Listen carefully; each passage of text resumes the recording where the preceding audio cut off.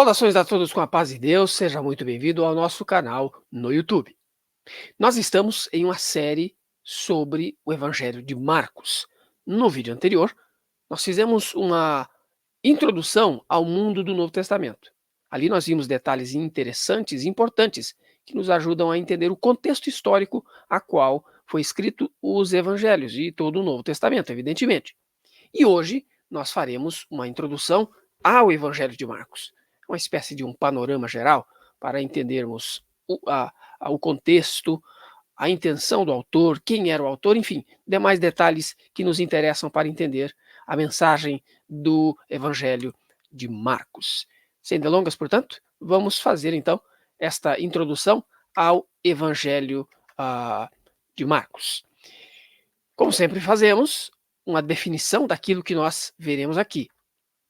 O Evangelho de Marcos narra a vida, ministério, morte e ressurreição de Jesus Cristo. Ele destaca a identidade messiânica de Jesus, seu poder sobre a natureza e os demônios, seus ensinamentos por parábolas, e conclui com sua paixão e ressurreição.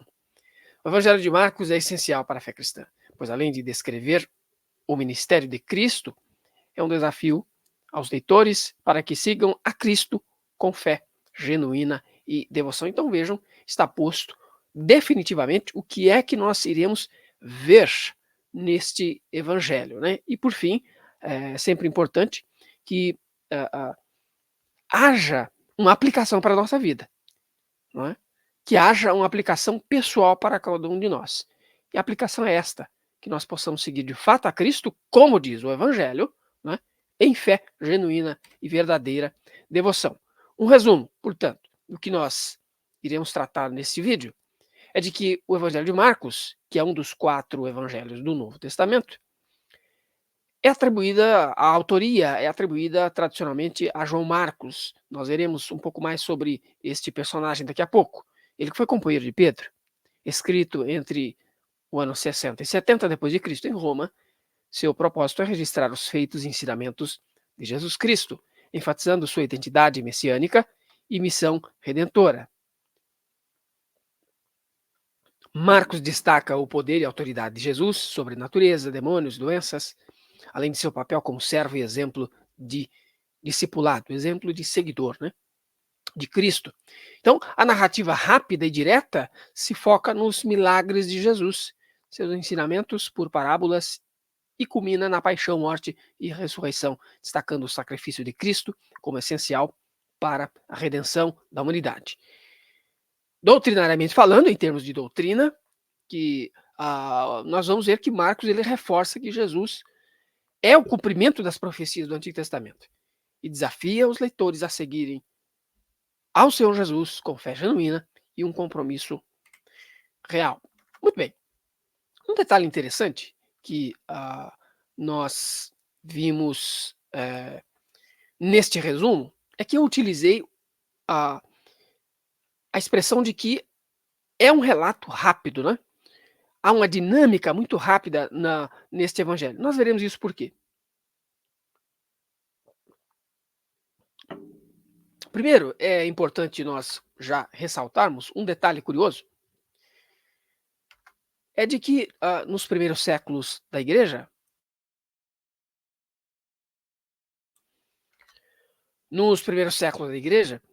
este evangelho de Marcos era considerado o de menos importância entre os 4.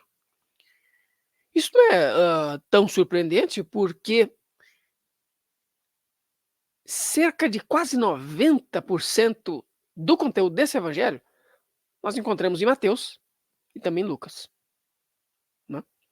Então, ele foi considerado de menos valor justamente porque, olha, ele é menor e 90% do seu conteúdo está em outros evangelhos. E além disso, o evangelho de Marcos, ele apresenta algumas peculiaridades, né? Algumas dificuldades, inclusive, interessantes, que nós, no decorrer da leitura deste evangelho, nós vamos observar. Veja só. Jesus, às vezes, parece que ele tem dificuldade de realizar certas curas. Lá no capítulo 6, nós veremos isso. Ao mesmo tempo, ele usa alguns métodos de cura que são, no mínimo, incomuns. O capítulo 7 também vai mostrar isso para nós. E em outros momentos, Jesus ele mostra uma intensidade nas suas emoções humanas, não é? Então esses são peculiaridades interessantes sobre esse evangelho. Além disso, há também alguns episódios, até estranhos, por exemplo, lá no capítulo 14 de Marcos, quando narra um jovem que ele foge nu, quando Jesus é preso no Getsemane.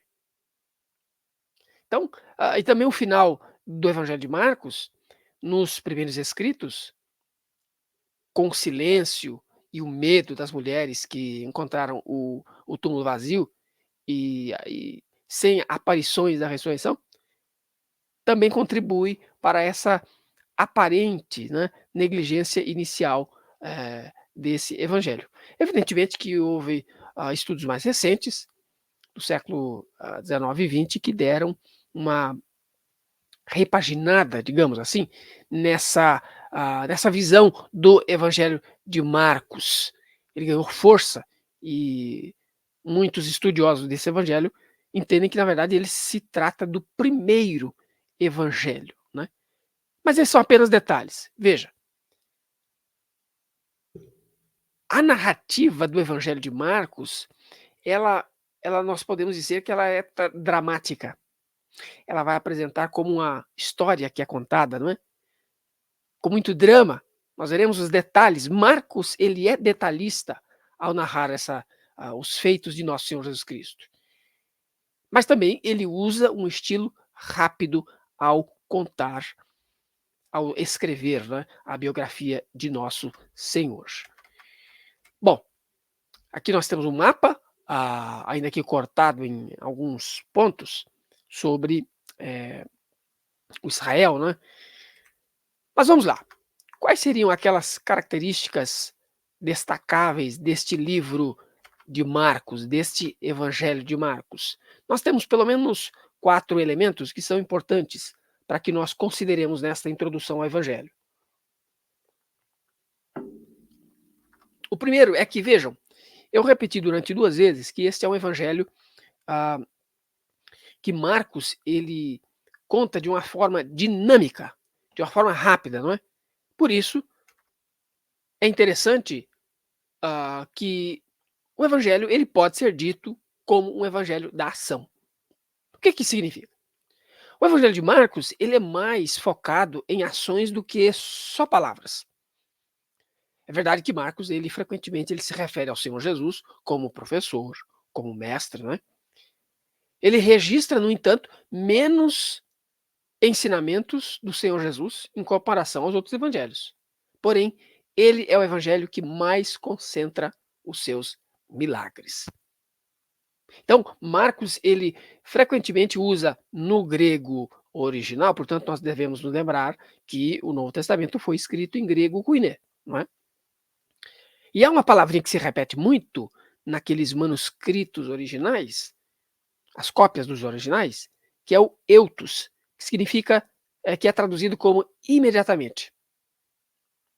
Marcos, ele usa muito essa expressão, denotando o quê? Justamente esse ritmo acelerado com que Marcos ele conta os eventos, que sucederam na vida de nosso Senhor Jesus Cristo, em Israel, enfim, o ministério de nosso Salvador. Então, evangelho de Marcos é um evangelho marcado pela ação.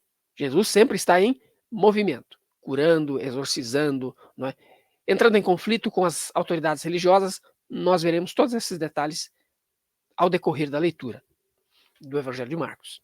Um segundo elemento interessante aqui para nós considerarmos é que ele usa um recurso literário, digamos assim, né, ao contar o relato bíblico.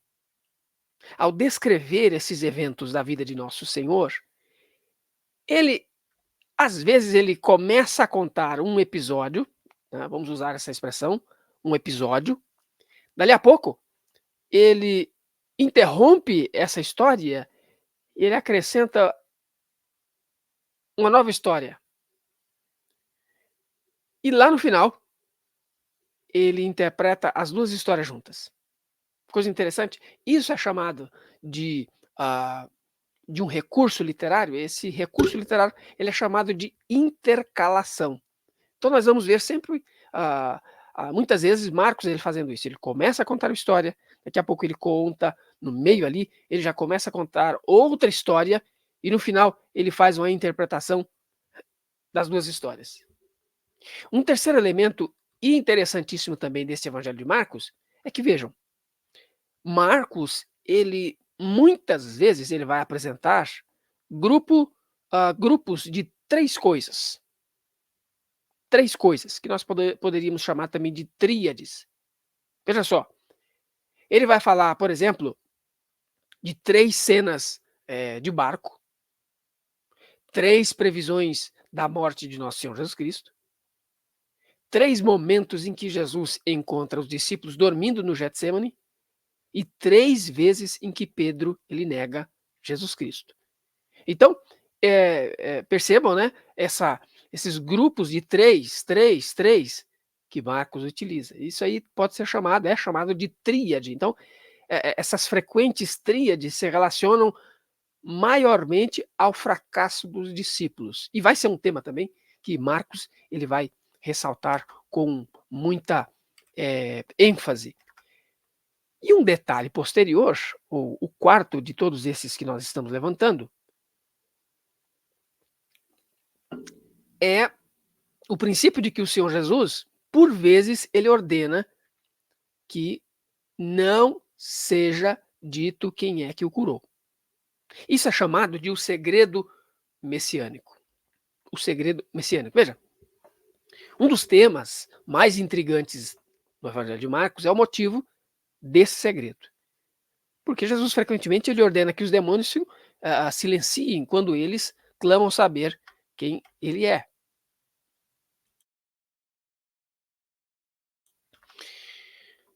Então, isso aí inclusive está lá no capítulo 1 de Marcos, no versículo 25, e também 34, e no capítulo 3 e 12. Em outro lugar, ele diz aos que foram curados que não contem a ninguém sobre sua cura. Marcos capítulo 1, verso 44, 5:43, 7:36, e também no capítulo 8, no verso 26. E quando Pedro confessa que Jesus é o Messias, Jesus ordena aos discípulos que não contem nada a ninguém. E não contem isso a ninguém. Capítulo 8 de Marcos, no verso 30, e também é interessante conferir o capítulo 9, no verso 9. Mas o que é que está acontecendo aqui? Várias tentativas de explicação foram dadas para isso aqui, né? Alguns dizendo que, olha, não, Jesus ele não queria dizer que ele era o Messias, então a culpa, na verdade, da ideia de um Messias, de uma messianidade a Marcos, a Jesus foi Marcos, porque ele está usando um recurso aqui. Só que essa resposta, ela realmente ela não é boa. Ela não explica nada, né? Porque muitas vezes a, a, a ideia de que você deveria não dizer quem é que lhe curou, ela é quebrada. Isso acontece várias vezes, né? O problema fundamental desse tipo de resposta é justamente isso, de que aqueles que foram curados, eles ignoraram completamente a ordem de Jesus de dizer que não era ele quem os havia curado. As pessoas ignoraram isso, não é? E o que eles faziam ao ignorar isso? Eles espalhavam mais e mais rapidamente quem era Jesus. Aliás, o tema da popularidade de Jesus, em Marcos, ofusca esse segredo, né? Esse segredo messiânico. Então, qual seria então a explicação mais plausível para isso? Nós entendemos é que Jesus ele queria definir a sua messianidade, ou seja, o seu ministério enquanto Messias, enquanto enviado de Deus, sobre os seus próprios termos. Por que isso é importante? Porque lembremos, irmãos, que o povo esperava um Messias que era o quê? Um conquistador. Alguém que iria derrotar os romanos e estabelecer o quê? Uma soberania, um governo, um reinado em Israel. Né? Enquanto o papel do Messias, o papel de enviado de nosso Senhor Jesus Cristo, esse que é o Messias, né? Era o que? Era sofrer e morrer como um sacrifício expiatório pelos pecados. Capítulo 10, no verso 45, mostra isso de forma muito clara. Então, Jesus ordena silêncio e tenta desencorajar a aclamação popular até que ele possa ensinar aos seus discípulos o verdadeiro papel sofredor do Messias. Esse também, o papel, né, sofredor do Messias, que será um tema central na segunda metade do Evangelho, portanto, do capítulo 8º até pelo menos o final do capítulo de número 10. Bom, dito isso, agora vamos pensar quem é que escreveu o Evangelho segundo Marcos. Pode parecer uma pergunta um tanto estranha, né? Se é Evangelho de Marcos, então quem escreveu é Marcos. Mas pensamos um pouco nesse autor, inclusive, desde os primeiros dias, o nome associado a esse evangelho, a autoria era de Marcos.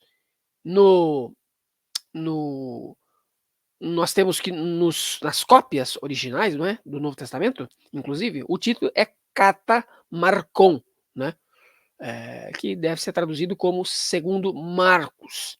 Aparece nesses manuscritos mais antigos. Esse daqui é o Novo Testamento em grego, traduzido, né?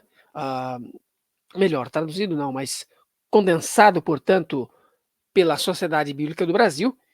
E aqueles estudantes de grego têm acesso a isso, portanto, e vão ver lá, Catamarcon, segundo Marcos. E essa atribuição, ela é provavelmente precisa por duas razões principais. A primeira delas é que Marcos, ele é um personagem relativamente pouco falado, né? Obscuro no Novo Testamento. E a igreja primitiva, a igreja não tinha o hábito de aceitar um tipo de livro que não era conhecido de ninguém. A igreja não aceitaria um livro do qual ninguém saberia o seu autor. Então, automaticamente a igreja reconheceu que a autoria daquela carta de Marcos deveria ser alguém que estava em contato direto com o círculo apostólico, com os apóstolos. É o primeiro ponto. Em segundo lugar, nós temos a contribuição, inclusive histórica, não é? De que Marcos é efetivamente o autor deste evangelho. Aqui nós citamos o caso de Papias, ele que foi um bispo em Hierápolis, no século II depois de Cristo. Um importante historiador da igreja cristã, Eusébio, ele cita Papias, que por sua vez ele cita um outro personagem, o chamando de o ancião. E aqui provavelmente ele está citando João o apóstolo. E ele diz assim, né? A citação direta aqui do testemunho de Papias é o seguinte: ele diz assim: Marcos se tornou o intérprete de Pedro e escreveu com precisão, mas não em ordem, tudo o que ele se lembrava das coisas ditas e feitas pelo Senhor. Então, essa é uma atribuição inicial de que Marcos escreveu o evangelho e de que ele estava registrando as memórias de Pedro sobre esses eventos. Mas afinal, quem é esse Marcos? Quem é efetivamente esse Marcos? E o único candidato a preencher essa vaga de Marcos no Novo Testamento é alguém por nome de João Marcos. Nós ouvimos falar de Marcos pela primeira vez em Atos capítulo 12, no versículo 12, onde nós vemos ali que a sua mãe, que era Maria, ela possuía uma casa, não era Maria, evidentemente, a mãe do nosso Redentor, mas era uma mulher chamada Maria. E ela possuía uma casa em Jerusalém, onde a igreja costumava se reunir ali. Marcos era parente de Barnabé. Lá em Colossenses capítulo de número 4, verso 10, atesta isso. E ele acompanhou Paulo e Barnabé como um ajudante, um assistente, né, em sua primeira viagem missionária para Chipre e a Galácia.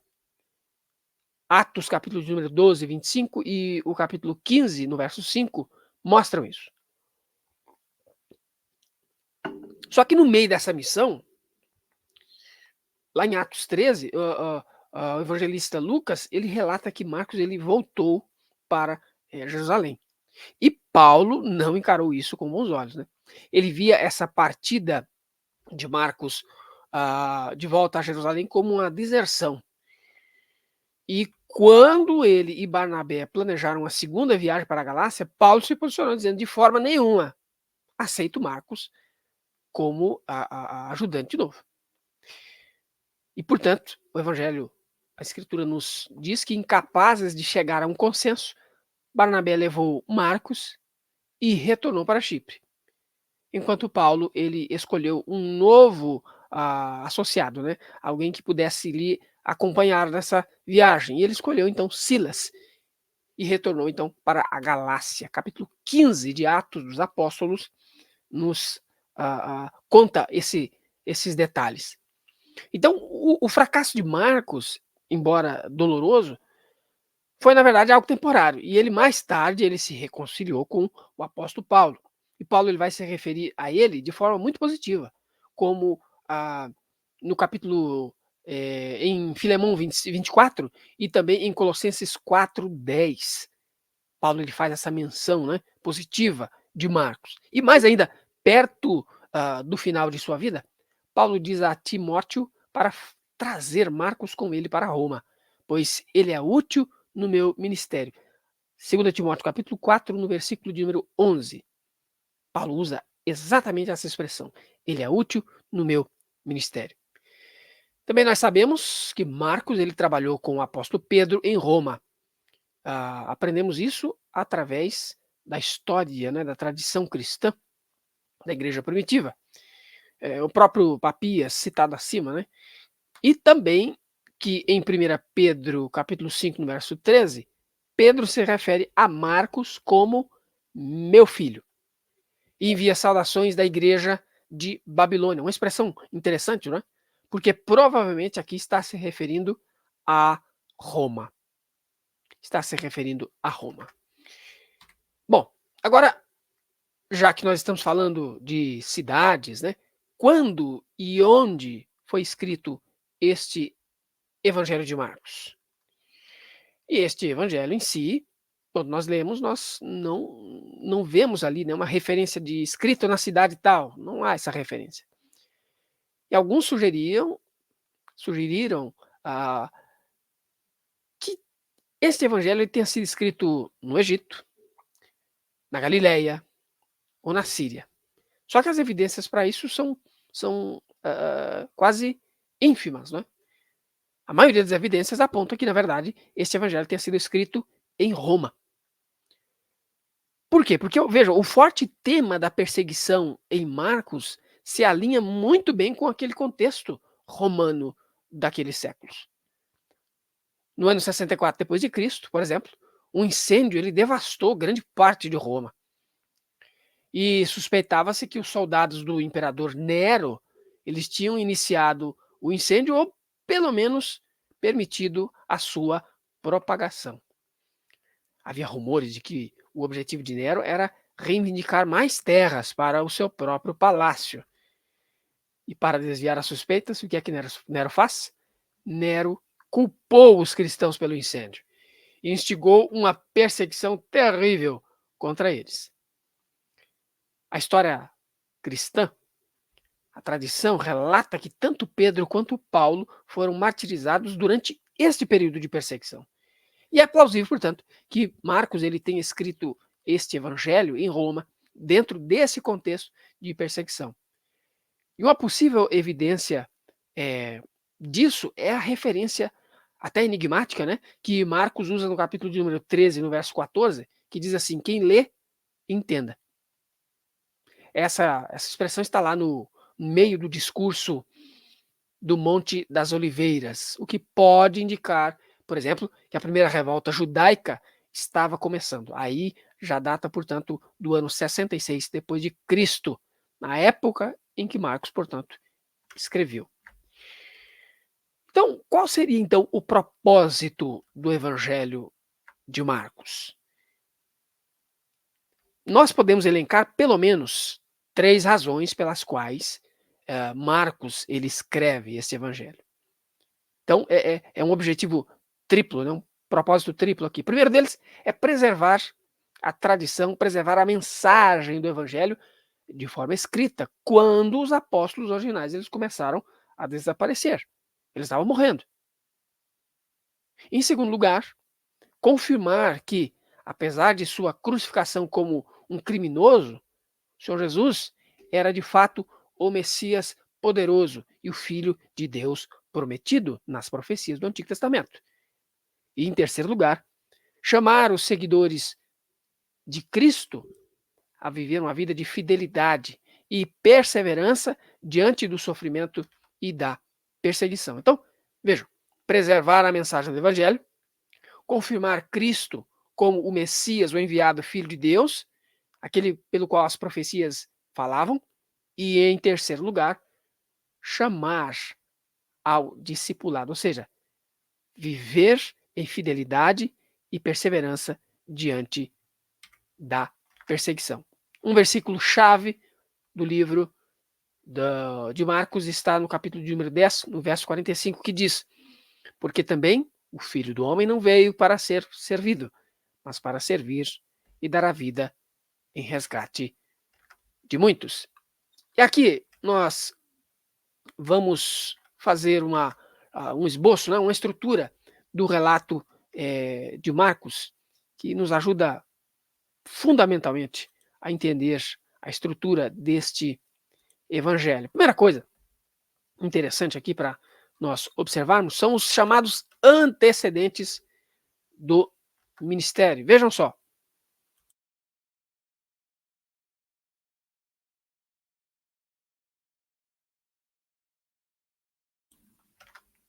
Vejam só, um esboço, né?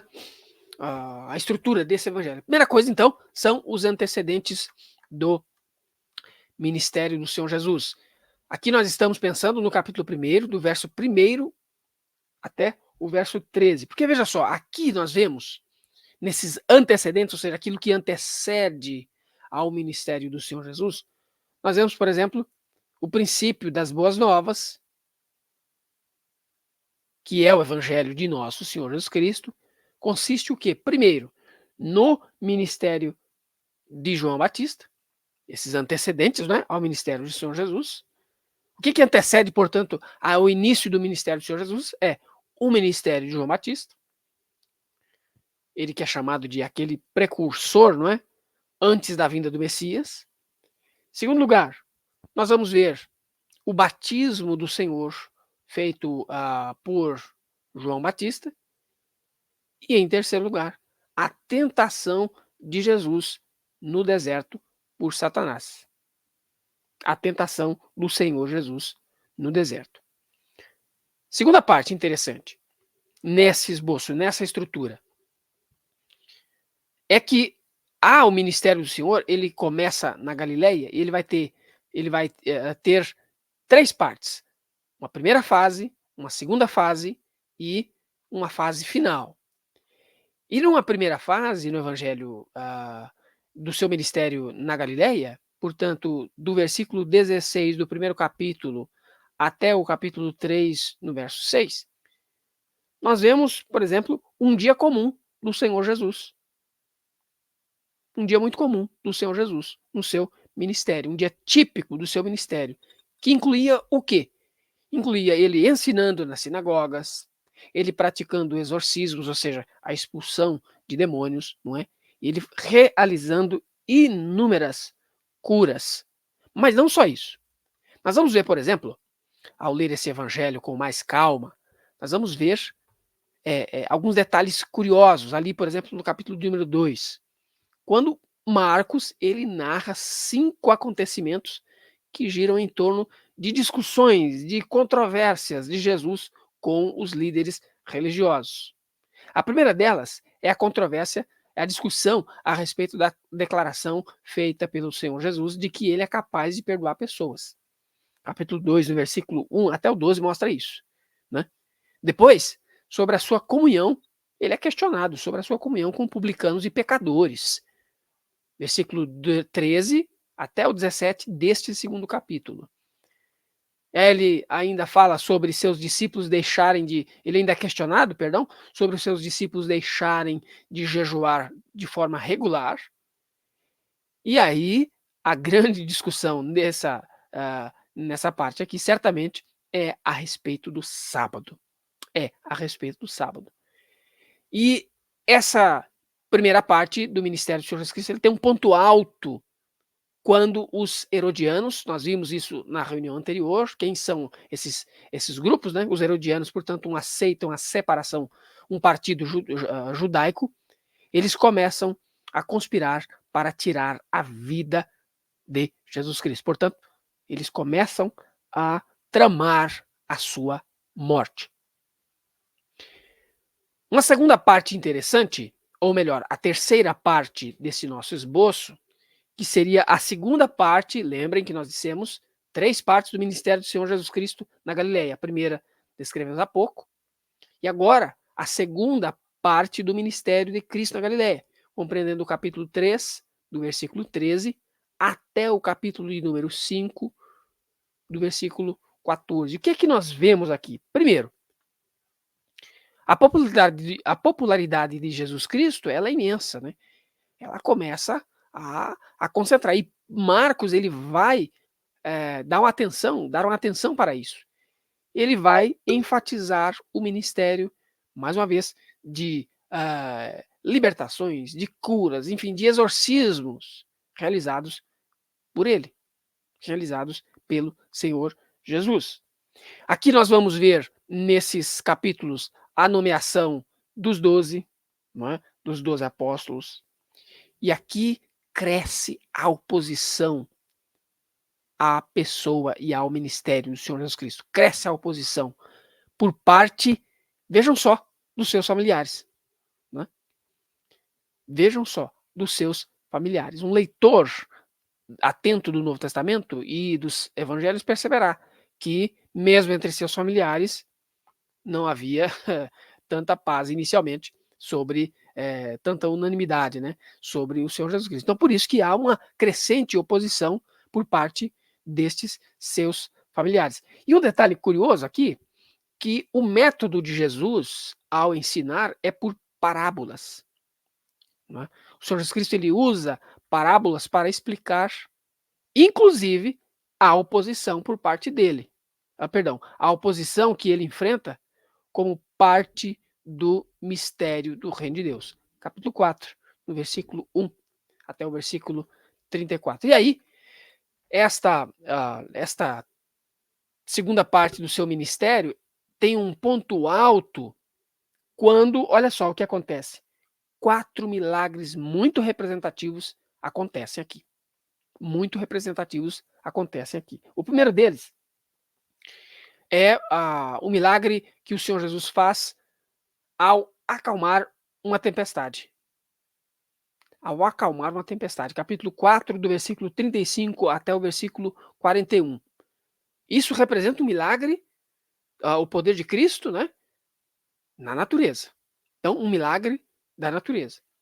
Em segundo lugar, a expulsão de não um demônio apenas, mas de uma legião de demônios para fora de um homem na região dos Gerazenos, que é um exorcismo, né? Poder de Cristo sobre os espíritos. Capítulo de número 5, do versículo 1 até o versículo 20. Nós vemos isso daí.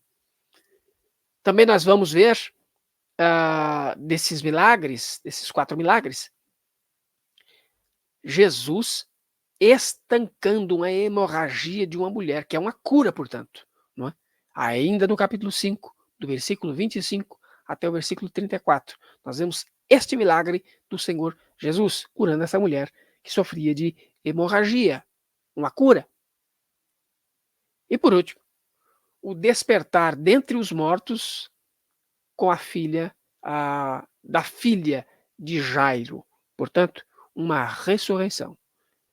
Lá no versículo 21 e 24, e também 35 e 43 do 5º capítulo. Estes são os momentos, então, mais altos, nós podemos chamar de o clímax, não é?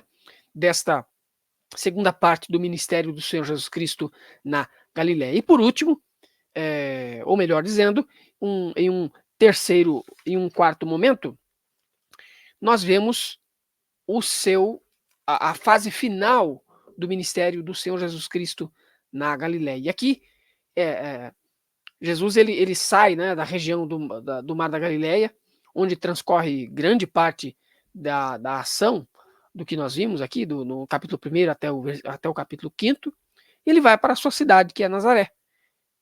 Nazaré que ficava nas regiões montanhosas da Galileia. E aqui, veja, muita coisa acontece aqui, né? Muita coisa acontece. Jesus ele começa a falar daquele que se tornará um tema extremamente importante nesse evangelho, que é o quê? É a falta de compreensão dos seus discípulos. Parece que o Senhor Jesus Cristo ensina, fala, mostra, faz milagres, mas eles não compreendem. Essa é uma tônica que vai ser fortemente apresentada aqui, do capítulo 6 até o capítulo 8º, pelo menos. E também surge um boato de que o Senhor Jesus Cristo ele seria o próprio João Batista. Que aqui a essa altura João Batista, né, já teria morrido, evidentemente. E aí corre-se um boato de que, olha, Jesus ele pode ser João Batista que retorna dos mortos. Isso é uma ideia evidentemente falha, né, sem qualquer nexo algum. Mas Marcos ele inclui uma explicação sobre isso aqui, né? E a morte de João, aqui narrada, portanto, através das mãos de Herodes Antipa.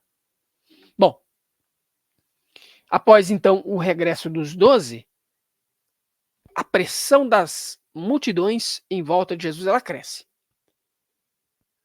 Até o momento em que seus discípulos eles vão para o deserto. E ali o que nós temos? Nós temos um milagre de 5.000 pessoas sendo alimentadas. Depois segue-se ainda Jesus, de maneira miraculosa, andando sobre as águas. E aí ele se encontra com seus discípulos que estão ali no barco atravessando o mar da Galileia. Então, nós vemos ali que o Senhor Jesus ele deixa a Galileia, né, e Israel rumo ao norte, em direção às regiões das cidades de Tiro e Sidom. E ali ele vai elogiar, vejam, a fé de uma pessoa que era gentia, que não era judia, não era hebreia, uma pessoa não hebreia. No capítulo 7, no versículo 24 até 30. E muito rapidamente, entretanto, nós vamos ver que o Senhor Jesus Cristo ele volta às regiões em torno do mar da Galileia. O que ele está fazendo? Ele está, mais uma vez, curando, ele está alimentando 4.000 pessoas, né? Ele está ensinando seus discípulos que, aqui, como eu disse há pouco, parecem que são cegos quanto às verdades que Cristo está ensinando. Enfim, nós temos esses... e paralelamente a isso, inclusive, há então a cura de um homem que é fisicamente cego, ali no capítulo 8º, do versículo 22 até o versículo 26. Bom, depois disso, nós temos aquilo que nós chamamos, extraindo aqui da obra de Carson, como o caminho da glória e do sofrimento. Portanto, a quinta parte desse nosso esboço, dessa estrutura que nós verificamos no relato de Marcos. Vejam, nós estamos fazendo um panorama muito resumido sobre este evangelho. Tudo isso nós veremos em momento posterior, esses detalhes, não é?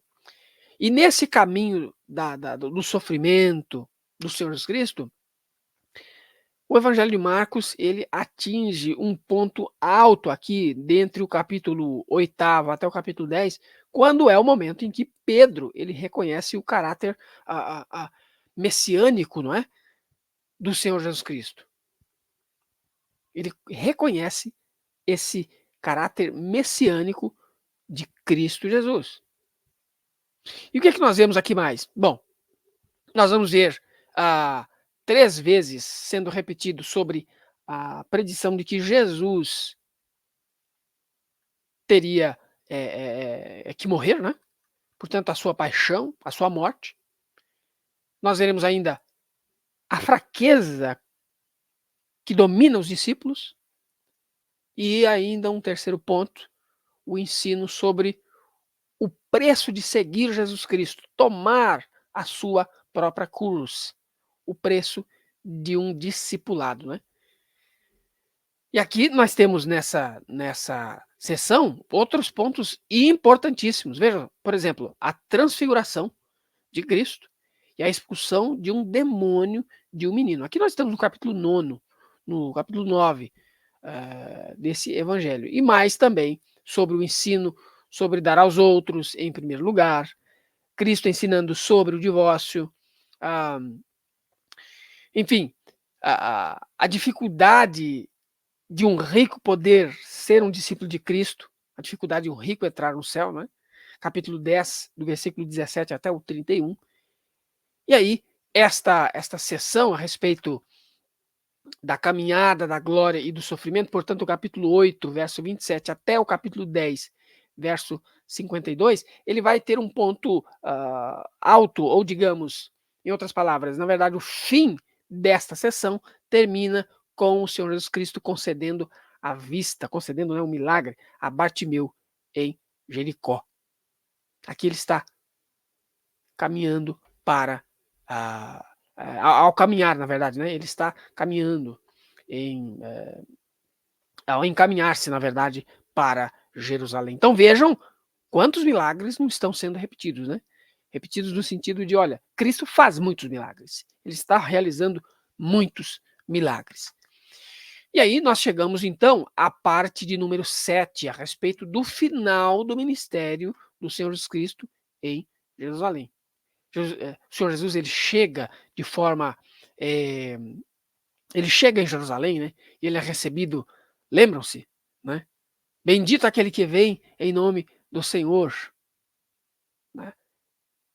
Mas veja, aqui nós temos o Senhor Jesus Cristo, nós estamos no capítulo 11 até o capítulo 13, no verso 37. Nós vemos o Senhor Jesus Cristo entrando em confronto direto com as autoridades judaicas. Momentos, então, que antecedem a sua paixão. Como eu disse, a sua entrada na cidade de Jerusalém, ela traz aspectos muito interessantes. O povo gritando, né, as pessoas gritando, aquelas multidões, bem-vindo àquele que vem em nome do Senhor. Parece que é um reconhecimento público do seu ministério, daquele que era o Messias. Né? Tudo isso está sendo preparado para um confronto daqui a pouco. Um confronto daqui a pouco. Nós veremos ainda nesta parte final do ministério do Senhor Jesus Cristo em Jerusalém, coisas intrigantes. Primeiro, Jesus ele purifica o templo. Algo que é algo profundamente terrível para a religião judaica. Por quê? Porque o templo era o centro da religião judaica. Não é? Então, aqui, nós podemos dizer que é um verdadeiro golpe no coração daquela religião judaica. Outro detalhe interessante dessa sessão é o ressecamento da figueira. Qual o significado disso? Ali estava já encenando, né, o julgamento de Israel. Então, está posto um cenário de discussão, de confronto entre o Senhor Jesus e esses líderes judaicos. Depois, evidentemente, Jesus ele conta uma parábola em que a rebeldia dos líderes judaicos ela está ali ilustrada, não é? Então Jesus vai ser interrogado sobre ser ou não certo pagar os tributos, pagar os impostos. Há um governo que não é judeu, há um governo que é de gentil. Quem vai trazer essa interrogação, essa questão, né? Essa pegadinha, na verdade, querendo portanto, colocar o Senhor Jesus Cristo em problemas, são alguns dos fariseus e alguns dos herodianos. Bem, o Senhor Jesus Cristo também ele vai colocar esses líderes judaicos em uma saia justa, porque ele força, ele pede então para que eles façam a interpretação. Me diga só, façam vocês a interpretação do Salmo 110, verso 1. Porque Davi está dizendo daquele Messias que haveria de vir, que ele chama Senhor, não é? Seria seu descendente. Mas como que se dá essa dinâmica? Evidentemente que a liderança judaica não teve resposta alguma para isso. Mas por que o Senhor Jesus Cristo ele usa desse recurso? Né? Ele coloca também eles contra a parede aqui, sobre a interpretação do Salmo 110, 1, porque ele está reivindicando o seu ministério, de que ele é o Messias prometido. Depois disso, nós ainda vamos ver um pouco mais adiante, aí nós já estamos no capítulo de número 12, do verso 41 até o verso 44, o Senhor Jesus, ele elogiando aquela viúva pelo seu sacrifício, não é? E ainda nós vemos o discurso no Monte das Oliveiras. Ali, o Senhor Jesus Cristo, ele encoraja os seus discípulos a permanecerem fiéis diante do sofrimento que iria vir. Mas que eles estivessem também de prontidão, aguardando o seu retorno, que seria em glória, o seu retorno triunfante. Aqui, portanto, o capítulo de número 13, do versículo 1 até o versículo 37. E por último, nessa sétima parte, as narrativas da paixão e do túmulo vazio, compreendendo então o capítulo de número 15, do versículo 1 até o capítulo 16, do versículo 8º. Essa é a última parte, né, desse evangelho, que vai mostrar, portanto, as narrativas a respeito da morte de nosso Senhor, da sua paixão, a paixão de Cristo, e também o relato do túmulo vazio no capítulo 16. E Marcos, ele começa aqui falando sobre a paixão de nosso Senhor Jesus Cristo, com um detalhe interessante. Ele usa a expressão, né, falando que faltam 2 dias para a Páscoa, quando os principais entre os sacerdotes e os escribas, eles estão tramando para matar o Senhor Jesus Cristo. Ele ainda vai falar também sobre a unção em Betânia, não é? Que é encontrada ali. Marcos ele coloca por razões temáticas, razões importantes, né? Primeiro que são 6 dias antes da Páscoa, né? Essa unção na cabeça de Jesus indica o que para nós? Que sentido tem isso aí? Aqui nós estamos no capítulo 14, do versículo 3 até o versículo 9. A sua dignidade real, tal como os reis eram ungidos no Antigo Testamento. Nós vamos ver ainda nessa parte aqui, portanto, Judas, ele planejando a traição de Jesus, planejando como prender Jesus Cristo diretamente, né? E o Senhor Jesus Cristo, ele preparando, então, a Páscoa junto aos seus discípulos. Ainda o momento da sua prisão, né? No Getsêmani, no Monte das Oliveiras, a sua intercessão, e ainda outros. O que vai se suceder adiante é o processo do seu julgamento. O interrogatório durante a noite, diante do conflito, diante do concílio, né, daqueles líderes judaicos, o Sinédrio. Também nós vemos Pedro negando ao Senhor. Aqui nós estamos no versículo 66 e 72 do capítulo 14. E ali um julgamento pela manhã diante do Sinédrio, no início do capítulo de número 15. E o julgamento decisivo diante do procurador romano Pôncio Pilatos.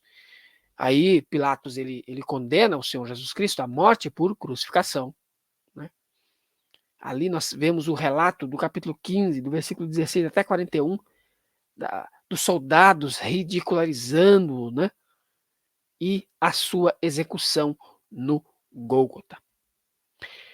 E aí, o sepultamento, que ocorre no mesmo dia, inclusive, mas as mulheres, ao despertar do dia seguinte, elas vão até o sepulcro e encontram ele vazio, e o anjo que anuncia, portanto, a sua ressurreição. Aqui nós já estamos no capítulo 16, do versículo 1 até o versículo 8º. Então, vejam, este aí foi um breve, portanto, panorama, um breve esboço, né, um brevíssimo panorama da estrutura e dos assuntos que são tratados no Evangelho de Marcos. E por último, uma aplicação pessoal. É importante sempre que nós façamos isso. Nós vamos fazer a cada capítulo uma aplicação pessoal para nós daquilo que o Evangelho nos narra. O primeiro deles é reconhecer, né, a autoridade de Jesus. Vejam, como é que os discípulos e aquelas multidões eles respondiam à autoridade do Senhor Jesus sobre os seus ensinos e os milagres? Como é que isso impacta a sua compreensão de quem Jesus é? A minha e a sua, não é? Compreensão de quem Jesus é. É a primeira coisa. Segundo, a importância de tornar-se um discípulo, a importância do discipulado, né? Jesus ele chamou seus discípulos a deixarem tudo e segui-lo. O que isso significa para nós hoje, para mim e para você? Como é que eu e você nós podemos seguir a Jesus de maneira mais completa? Em terceiro lugar, Jesus, Marcos, na verdade, ele apresenta Jesus como um servo sofredor. Como é que você e eu estamos lidando? Como é que nós lidamos com o sofrimento em nossa própria vida? De que maneira a fé em Cristo Jesus pode trazer conforto e esperança em tempos difíceis? Um quarto ponto para nós pensarmos sobre o testemunho da nossa fé. A ressurreição de Jesus é central para a fé cristã, é fundamental, não é? E como você pode compartilhar esta esperança com os outros? Ainda é importante estarmos em prontidão e vigilância, com expectativa a respeito da vinda de Jesus. Jesus ele falou sobre a necessidade de estar preparado para a sua segunda vinda. Também viver com propósito. Como você pode viver de maneira que reflita essa expectativa da ressurreição, essa expectativa da segunda vinda de nosso Senhor? E manter, portanto, uma vigilância constante, manter-se vigilante e pronto para a volta de Jesus deve ser uma prioridade aos seguidores de nosso Senhor. Muito bem. E aqui são as fontes que foram de consulta, não é, para este breve esboço. O livro de D.A. Carson, Introdução ao Novo Testamento, de Edições Vida Nova, e também o comentário da Zondervan, Commentary of the New Testament, de Mark Strauss. Muito bem. Esse aqui, portanto, é o nosso brevíssimo esboço, ou melhor, a nossa brevíssima introdução ao Evangelho de Marcos. Feito, então, essa introdução, esse panorama do Evangelho de Marcos, agora nós estamos conscientes, né, dessa estrutura. O que é que o Evangelho vai narrar e tudo mais? E nos próximos vídeos, nós iremos, então, já entrar nos capítulos deste Evangelho, em sua mensagem. Portanto, o próximo vídeo irá tratar do capítulo 1º deste Evangelho. Muito bem.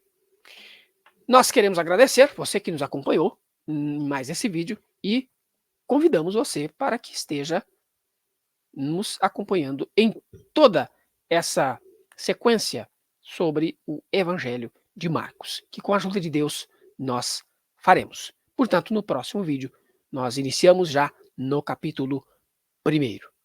Que Deus abençoe grandemente a sua vida e esteja conosco nos próximos vídeos. Fiquem todos com a paz de Deus.